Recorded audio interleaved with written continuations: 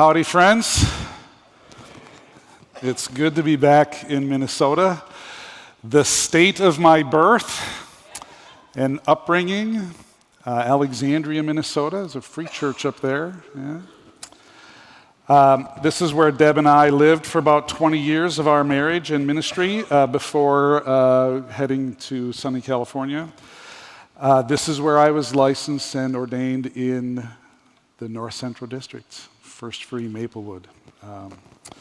After almost 15 years in Southern California, coming back to Minnesota is certainly something of a homecoming experience for Deb and me, but it's also had some points of adjustment. In the 15 years that we were gone, you had the audacity to change a few things. So even sending Brian ahead of us from California may or may not have helped. Anyway, we're now getting reacquainted with the customs and picking up our Minnesota accent, don't you know, ja sure. And in these adjustments, we're finding that we might be described as familiar strangers.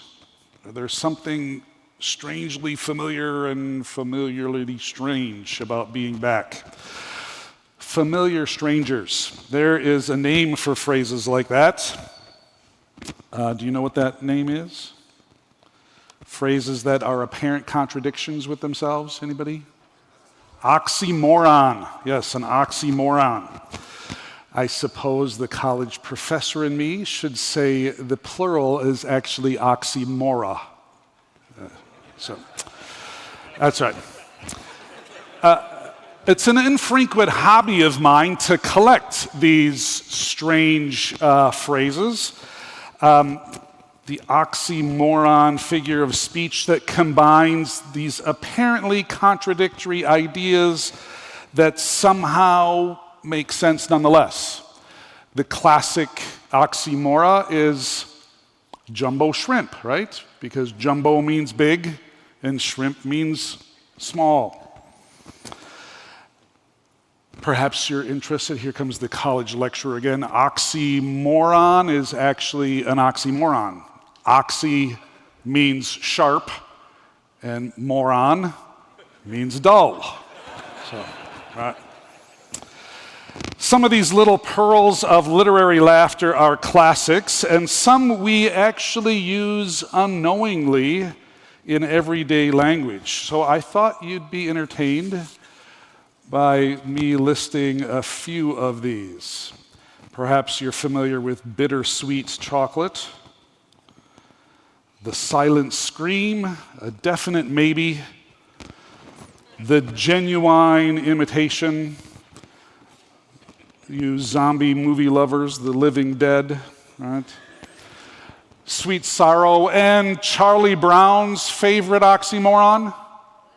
Good grief. Yes, thank you. Here's a few other oxymora that are so ingrained in our everyday speech patterns that you might not recognize them right away, but I'll just give you a little pause, and maybe you will recognize them. Just ponder these for a moment. Act naturally. Almost exactly. Alone together. That restaurant has great boneless ribs. Have you ever noticed the shape of a boxing ring?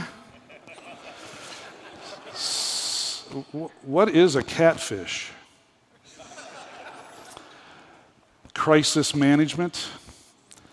A dull shine. Freezer burn. Hot chili. What's a houseboat? A minor disaster? Your kids play in a jungle gym? This is a pool table. That's pretty ugly. We take our trash to a sanitary landfill. Some of you are on working vacations. And then the student teacher, what is that? Some would point out the maybe less intentional but still a bit strange oxymoronic turns of phrase like airline food, athletic scholarship, diet ice cream, military intelligence, political science, temporary tax increase. And in California, traffic flow. Macintosh users used to laugh at the software called Microsoft Works.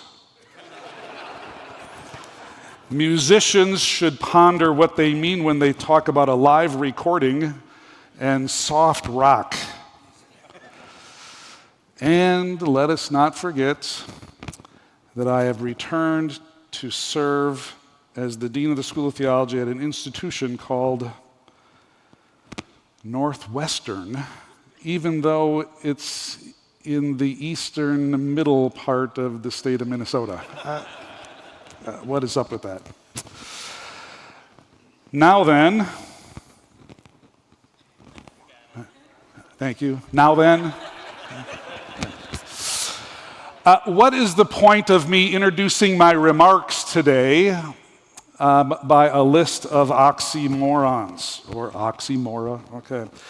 I've entitled my remarks today, Imitating Leadership versus Imitation Leadership, as this subject is actually an oxymoronic idea, right? We're talking about servant leadership. The idea of servant leadership has been made popular by leadership gurus today. I'm thinking particularly of a man named Robert K. Greenleaf, who is credited with coining this paradoxical phrase, servant leadership, back in the 1970s. He wrote an article in 1970 called The Servant as Leader. But as you and I know, the oxymoronic idea of servant leadership actually goes back a couple thousand years before Mr. Greenleaf to the New Testament teachings of Jesus. And so I want us to look today at one of Jesus' teaching passages on servant leadership, Matthew chapter 20, verses 20 to 28. Let me read that for you. It's a little tiny out there. Matthew 20 to 28. This is the ESV. Then the mother of the sons of Zebedee came up to him with her sons, and kneeling before him, Jesus, she asked him for something. And he said to her, "What do you want?" She said to him, "Say that these two sons of mine are to sit, one at your right hand and one at your left, in your kingdom." And Jesus answered, "You do not know what you are asking. Are you able to drink the cup that I am to drink?" And they said to him, "We are able." And he said to them, "You will drink my cup, but to sit at my right hand and at my left is not mine to grant, but it is for those for whom it has been prepared by my Father." And when the 10 heard it, they were indignant at the two brothers. But Jesus called them to him and said, "You know that the rulers of the Gentiles lord it over them, and their great ones exercise authority over them. It shall not be so among you. But whoever would be great among you must be your servant, and whoever would be first among you must be your slave. Even as the Son of Man came not to be served, but to serve, and to give his life as a ransom for many." Well, let me make just a few remarks about some background thoughts here before we get to Jesus' teaching. We have in the New Testament several accounts of Jesus' teaching about leadership, and it's become something of a commonplace for leadership gurus to recognize Jesus' leadership with this label, servant leadership. We can be glad for people like Robert Greenleaf and his popularization of the concept, and Larry Spears of the Greenleaf Foundation. He has identified 10 key characteristics of servant leadership. And all this is well and good, but I'm not sure that we all fully grasp the implications of what Jesus means by servant leadership. And in this loose grasp of things, perhaps we find ourselves in the good company of some of Jesus' original followers. So in Matthew 20, we just read, we have this record of James and John and their powerful Jewish mother requesting special seats of honor in Jesus' forthcoming kingdom. There's a parallel account in Mark chapter 10. But unlike Mark's account, Jesus includes this detail that it was James and John's mother who went with them to Jesus to make this request, which raises our eyebrows. What's particularly irksome about this request, it appears that James and John already enjoyed a closer relationship with Jesus. Luke, in his gospel, is careful to note that Jesus had a great crowd of disciples. I tell my students, how many disciples did Jesus have? If you ask that question on the street, everybody is going to say 12. But the Gospel of Luke says Jesus had a great crowd of disciples. A great crowd of disciples. And from that great crowd, he chose 12. And if you know your New Testament, you know that James and John, along with Peter, were in an even further inside circle, a tighter inner ring of Jesus' closest friends. The healing of Jairus' daughter, the camping trip that we call the Transfiguration, those stories in the Synoptic Gospels show that Jesus had a particularly close friendship with Peter, James, and John. Now, it's not wrong for Jesus to have some close friends. It's not wrong to have some friends who are closer than others, and for him to be mentoring more closely some followers than he's mentoring others.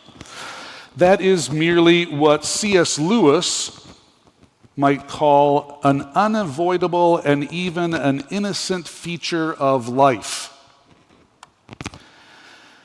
In an address entitled The Inner Ring, C.S. Lewis notes that the existence of inner circles in our endeavors is not an evil reality in and of itself. And he says this, it is certainly unavoidable. Organizations have official hierarchies of leadership. The family circle will have a weightier influence on its members. And people have close friends of confidential trust. These are all healthy, and in their own right, they're good things. But a place of insidious temptation is uncovered when people scheme to get into an inner ring. Writes Lewis, a thing may be morally neutral, and yet the desire for that thing may be dangerous. Let inner rings be unavoidable and even an innocent feature of life. But what of our longing to enter them, our anguish when we are excluded, and the kind of pleasure we feel when we get in, says Lewis. We all want to be part of the in crowd, and the ugly segment of this kind of inner ring thinking comes in noting that it exists for the purpose of exclusion. As Lewis states it, there'd be no fun if there were no outsiders. The invisible line would have no meaning unless most people were on the wrong side of it. Exclusion is no accident. It is the essence of the insidious ring, inner ring thinker. And the most revealing thing about this kind of inner ring thinking is that it is never satisfied.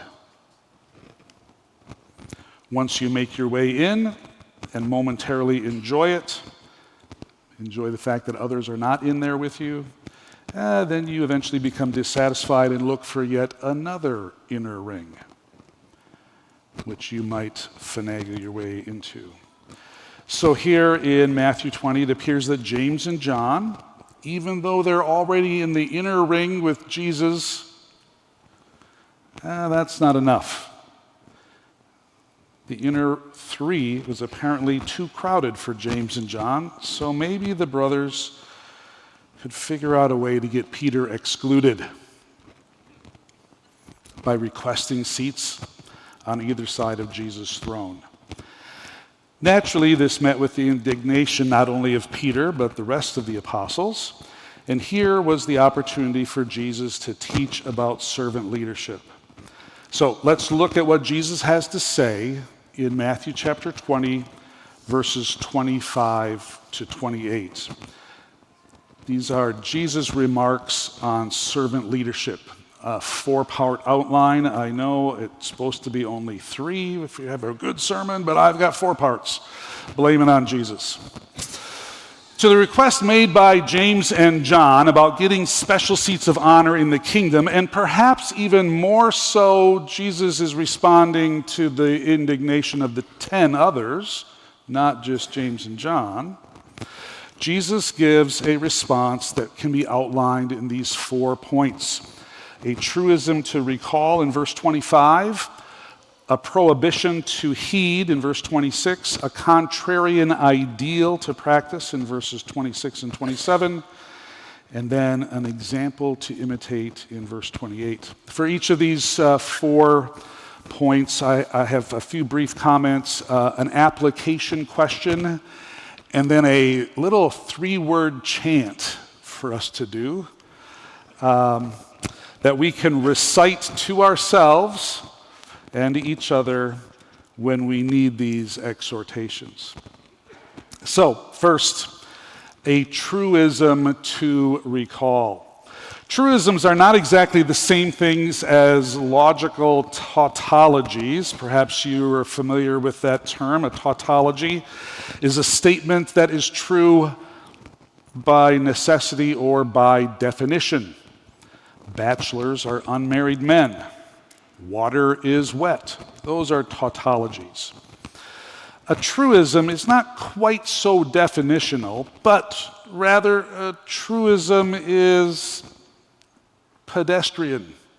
A truism is so obviously true to the average person in a given culture that it really says nothing new or particularly interesting. I think Jesus' statement in Matthew 20:25 reads like a truism. He says, well, you know. Here in the Holy Land, he'd say, don't you know? But yeah, you know, Jesus says. He's saying out loud what everybody listening already knows to be true. Truisms are not necessarily endorsements of what is observed. They're simply stating what happens to be the case. This truism that Jesus says about leadership in the pagan arena is stated by Jesus in a kind of proverbial manner. You might recall from your reading and your seminary training that Hebrew poetry and wisdom literature is regularly structured with parallel lines. 2 lines that say the same sort of thing. So it is here in verse 25, the stereotypical approach to leadership in the pagan world is described in 2 parallel lines. Jesus says, you know that the rulers of the Gentiles lord it over them, and their great ones exercise authority over them. These 2 lines utilize a couple of synonym pairings. A noun phrase for the leaders, and a verb for how those leaders lead. Thus, the rulers of the Gentiles lord it over in the first line. It's matched by their great ones exercise authority over in the second line. and both lines end with that prepositional phrase, over them. In this first line, the rulers of the Gentiles are said to lord it over their people. The verb here is a compound verb consisting of a downward-looking preposition, to look down on, and it's prefixed to the verb for expressing lordship. Thus, the term comes to mean to lord against, or to lord over, or to exercise power over other people. In commenting on leadership, Peter uses this same term in his letter, 1 Peter chapter 5, verse 3, instructing leaders that they should not be domineering over those in your charge. Luke uses this same term in Acts chapter 19 to describe the demon-possessed man who mastered the sons of Sceva and beat them up, chasing away those would-be exorcists, to lord it over. The parallel verb in the second line of Jesus' proverbial truism is also a compound term consisting of that same prepositional term appended to a verb about exercising authority. Thus, this second term comes to mean exercising authority against or over someone. This word is used only here and in the parallel passage in Mark chapter 10. But utilizing these synonyms, this second line adds to Jesus' description of bad leadership found in the secular world.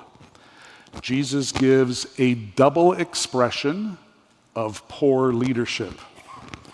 It's the kind that domineers over and against those who are to be led. And Jesus says, you recognize what that is. This is poor leadership. It's recognizable, and you know better. Expressed as it is here, this proverbial expression of parallel lines, we might call this a double truism. It's not so much a shaming device as it is a positive reinforcement of the upcoming negative command.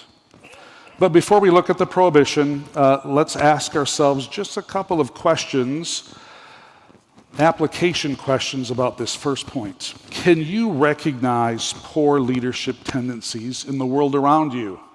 You know what bad leadership looks like. You know the domineering leadership in the secular world. Can you recognize your own poor leadership tendencies as ill-advised and needing replacements when you're tempted to slide into those same forms of leadership? As we recall this truism, we can respond by telling ourselves, you know better. Say this with me, those three words.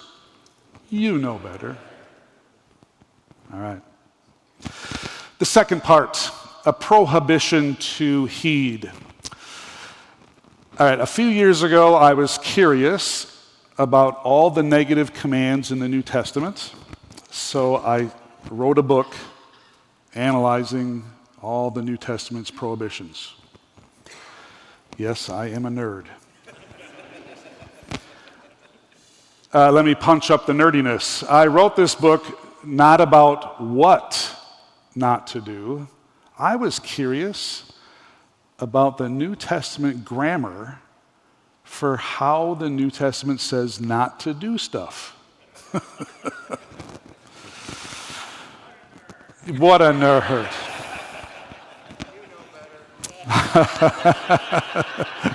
Thanks, Paul.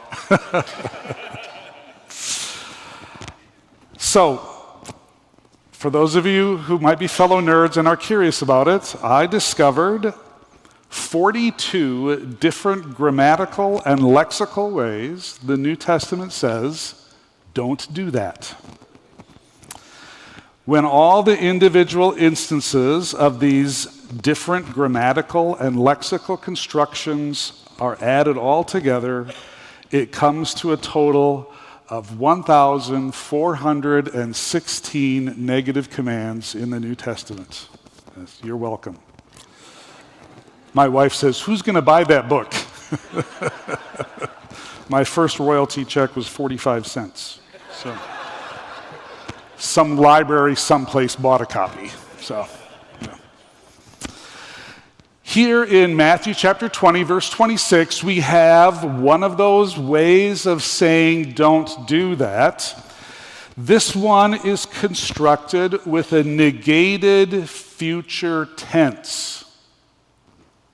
Negated future tense. It shall not be like this among you, Jesus says. Is it nice in English we turn will not into shall not? It sounds more commanding. Right?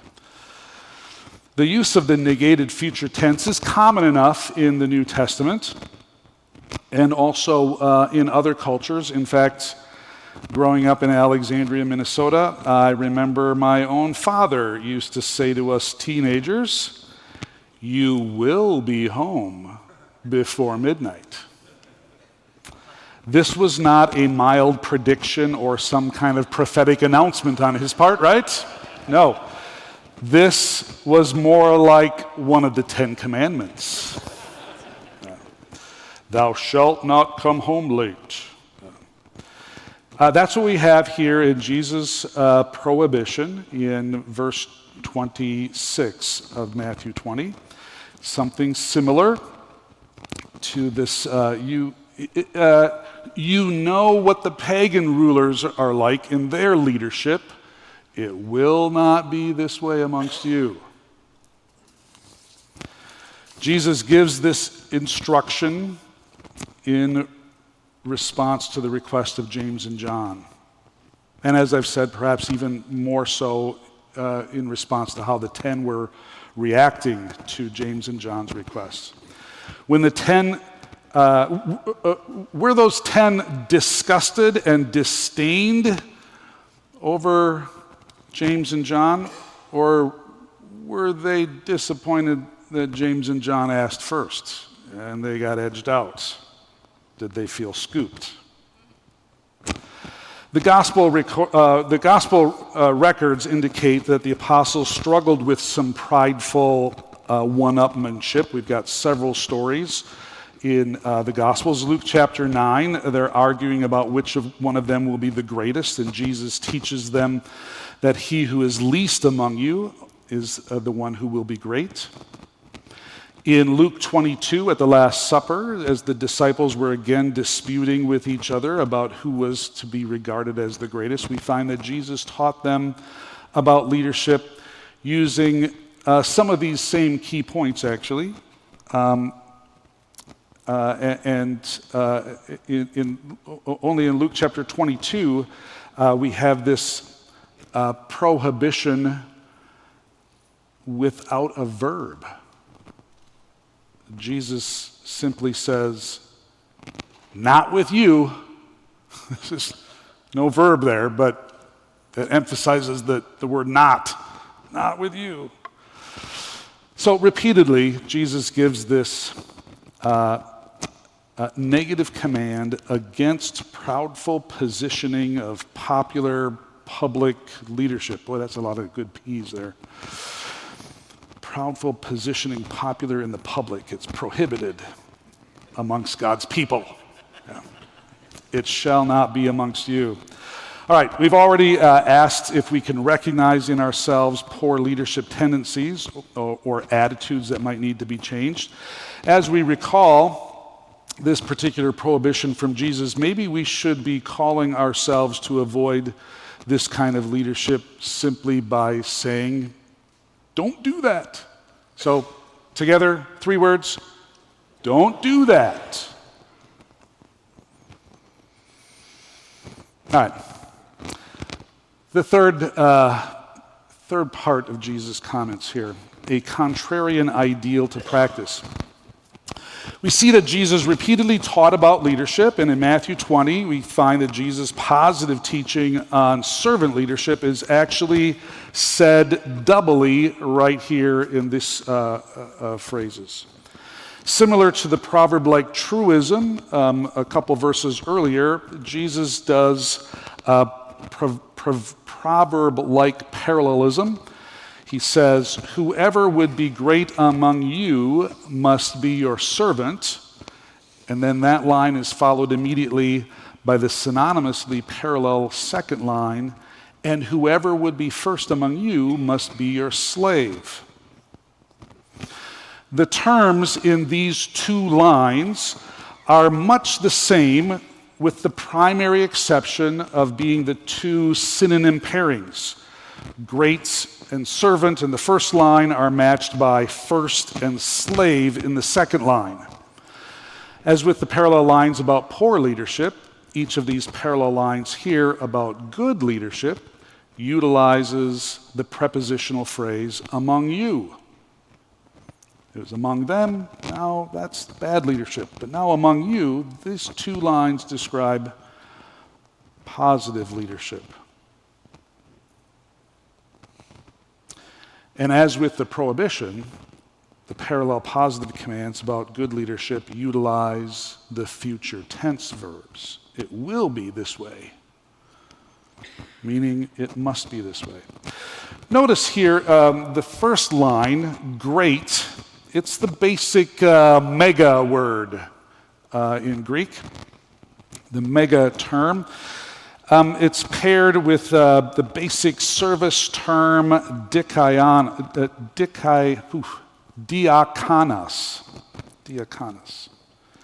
for servant. We use the English prefix mega when we're talking about big things, right? The mega store, the megaphone, a mega hit. In the metric system, the term mega represents 1 million, which is a really big number. Big, mega, big. You might recognize the basic term, if I could pronounce it correctly, diakonos. It's the first line of Jesus' positive parallelism. It's the servant word. It comes from the service family of words. In fact, we get our English word deacon from this Greek word. It's simply a transliteration.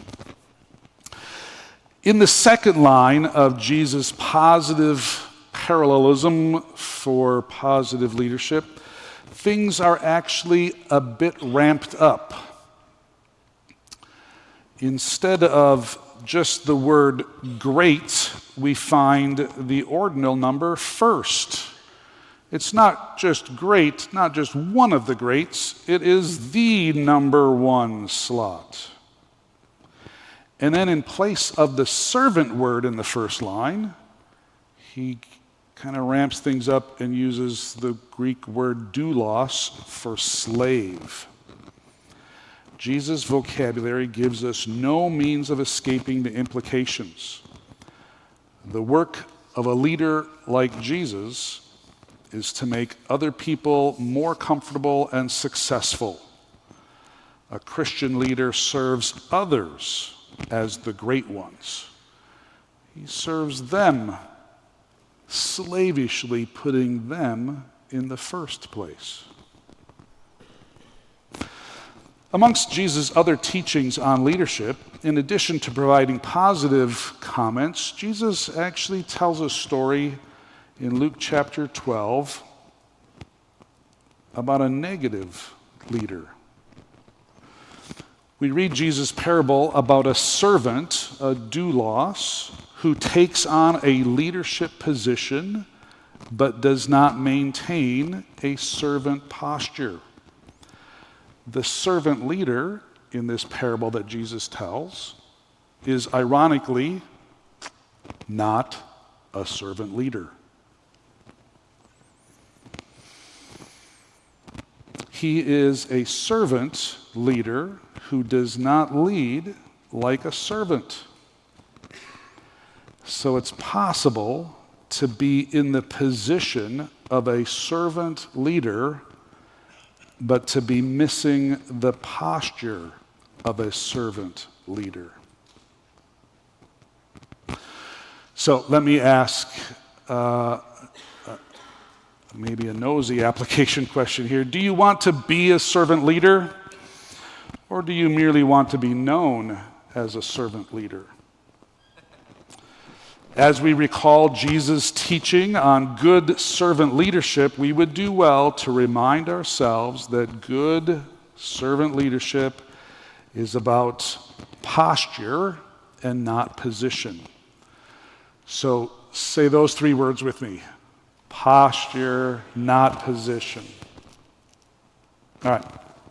The fourth item, Jesus comments, provides an example that we are to imitate. He calls attention to himself. Even as the Son of Man leads, we are supposed to be that. The servant who was given leadership responsibilities in Luke 12 was not a servant leader. He was an imitation leader. Rather than imitation leadership, we should be aspiring to imitate the leadership of Jesus. This is what Jesus is teaching here in Matthew chapter 20. Holding himself up as an example to imitate, he says, even as the Son of Man came not to be served, but to serve, and to give his life as a ransom for many. The Gospel of John, we reflected on that a bit in the singing worship a few minutes ago. John chapter 13 gives a fuller illustration of Jesus' example of servant leadership. You know the story, the washing of the disciples' feet.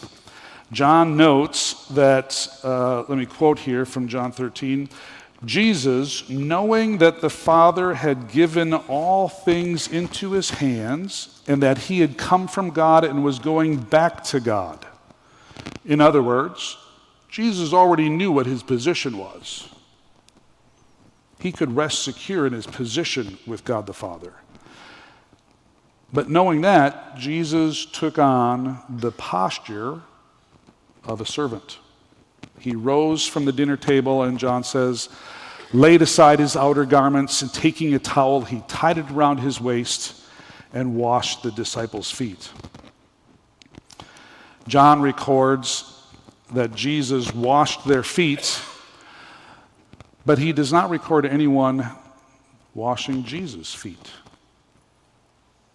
As Jesus says it in our Matthew passage here, the Son of Man came not to be served, but to serve. And it's a service that we have celebrated that would include Jesus giving up his life for us. There in John chapter 13, after he had washed their feet and resumed his place at the table, Jesus says, John chapter 13, let me read starting in verse 12. Do you understand what I have done to you? You call me teacher and Lord, and you are right, for so I am.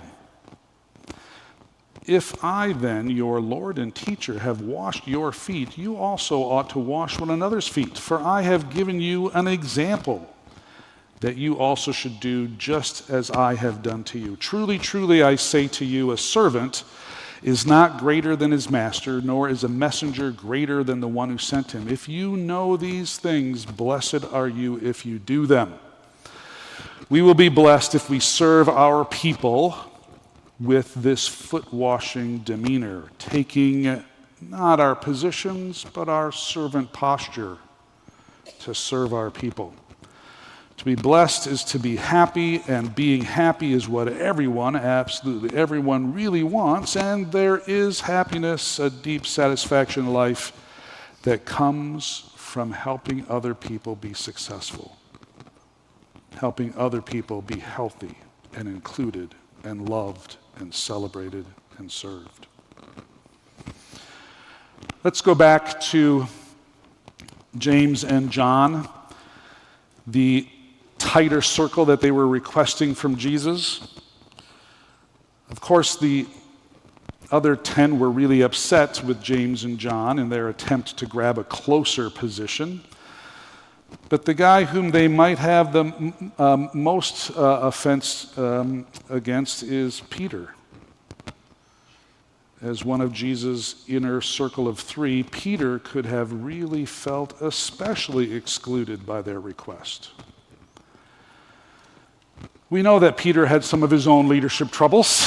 If you've read your New Testaments, he even denied 3 times being in any way affiliated with Jesus. So we might especially appreciate reading from the more mature Peter in his reflections on leadership in his letter of 1 Peter. I mentioned it a few minutes ago. I'm going to go back to 1 Peter chapter 5. 1 Peter chapter 5, where Peter encourages church leaders to shepherd the flock of God that is among you, he says in verse 2. And he refers to Jesus as the chief shepherd. And then in verse 5, with a paraphrase of Proverbs 3:34 and a colorful turn of phrase, Peter says it plainly. He says, "Clothe yourselves, all of you, with humility toward one another, for God opposes the proud and gives grace to the humble." Clothe yourself with humility. In several places in the New Testament, we find this clothing metaphor, the idea of being dressed, dressing ourselves with virtues. Here's some examples. Put on compassionate hearts, kindness, humility, meekness, and patience. That's Colossians 3. 1 Thessalonians 5:8. Put on the breastplate of faith and love. Luke 24. You will be clothed with power from on high. Romans 13. Put on the armor of light. Put on the armor of God. Put on the breastplate of righteousness, Ephesians chapter 6 says. Paul exhorts believers to put on the new self in Ephesians 4 and Colossians 3. And he even says, clothe yourself with Christ, Romans 13 and Galatians 3. This clothing metaphor is interesting in Peter's writing because he doesn't use the same clothing word as Paul and the other New Testament writers use. In 1 Peter 5:5, Peter uses an unusual term, egkambaomai. The etymology of this is the only place this word occurs in the New Testament, egkambaomai. The etymology of this interesting term entails use of a word for cords or strings. It refers to clothing that has strings on it. Dress yourselves with the stringed article of clothing that represents humility. What kind of article of clothing, picturesque of humility, has strings on it?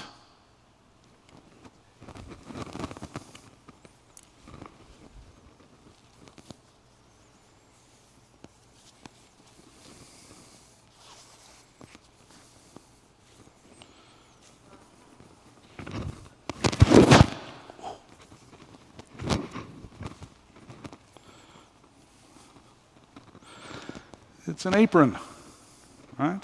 Strings. The verb that Peter uses actually has a connected noun, and the noun is the word apron in Greek. So 1 Peter 5:5 says, clothe yourselves with humility. He's saying, apronize yourself with humility.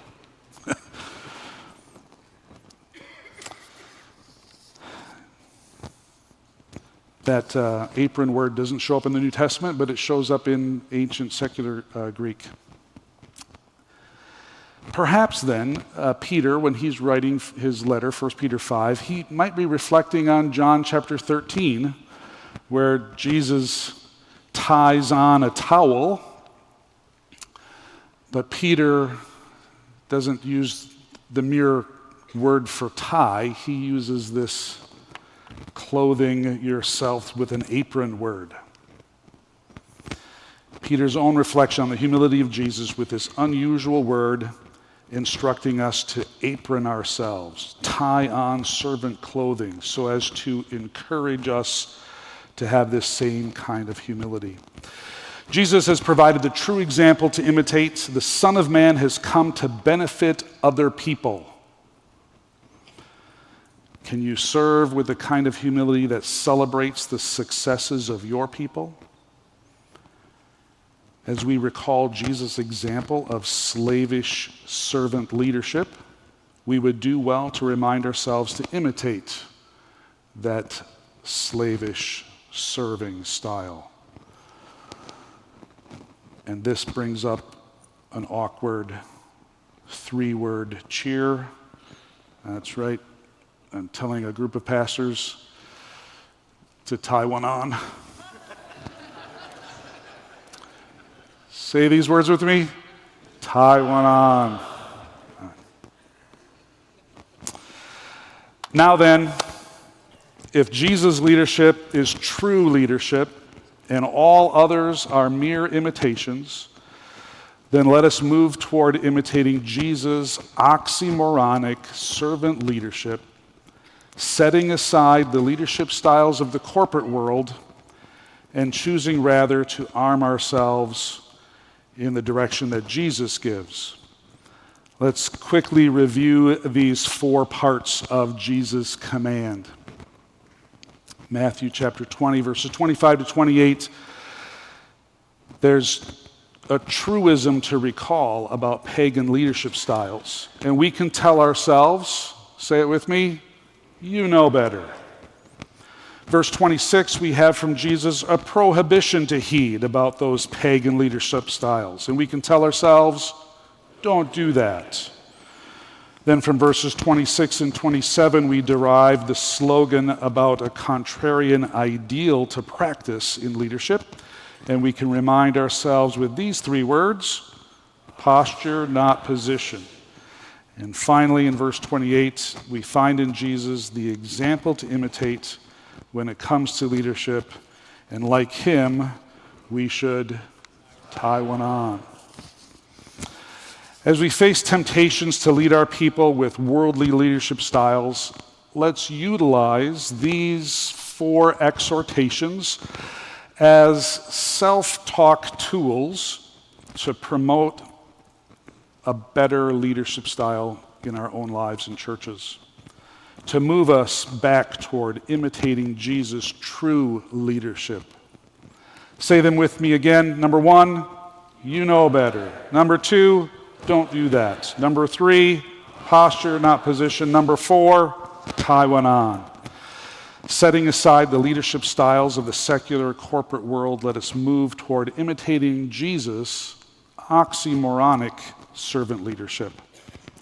I suspect that our churches will notice if we employ these tools and move toward imitating Jesus' leadership.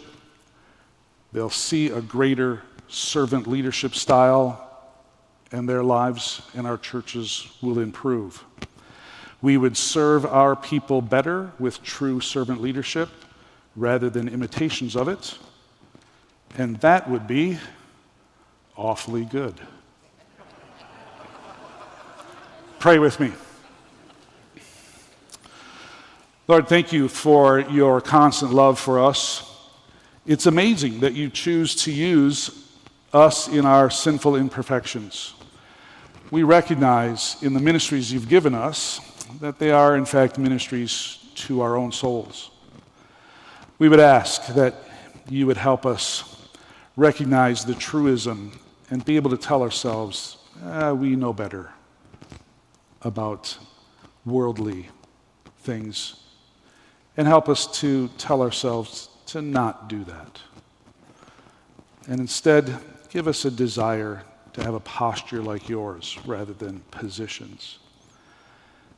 Help us to tie on a humble spirit that finds great joy in serving the people that you've put in our circles of influence. We'd ask this for your glory and our enjoyment of it. In Jesus' name, amen.